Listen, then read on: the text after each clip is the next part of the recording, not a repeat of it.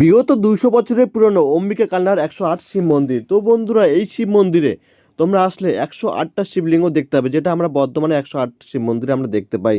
বর্ধমান থেকে অম্বিকা কালনার ডিস্টেন্স মাত্র 60 থেকে 65 কিলোমিটার। যদি তুমি সড়ক পথে যেয়ে থাকো তো সড়ক পথে দুদিক থেকে যাওয়া যায়। হাইওয়ে, দিল্লি কলকাতা হাইওয়ে থেকে, আর একটাই রোড, কালনা রোড ধরে।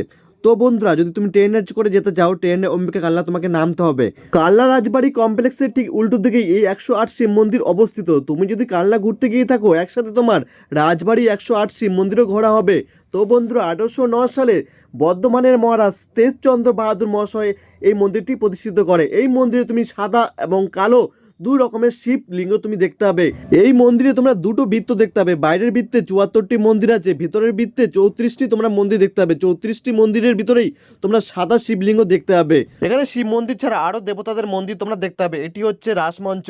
তো বন্ধুরা, এখানে প্রতাপেশ্বর মন্দির, পঞ্চরত্ন মন্দির, কৃষ্ণচন্দ্র মন্দির, বিজয় বৈদ্যনাথ মন্দির, লালজি মন্দির তোমরা দেখতে পাবে। কৃষ্ণচন্দ্র মন্দির প্রবেশ করার পাশেই তোমরা এরকম দেখতে পাবে পালকি। এই পালকি হচ্ছে রাজার আমলের পালকি।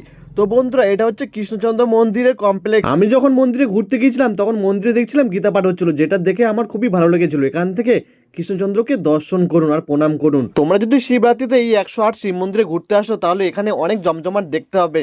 তো এর পাশেই আমি দেখাচ্ছি শ্রী নারায়ণজি মন্দির।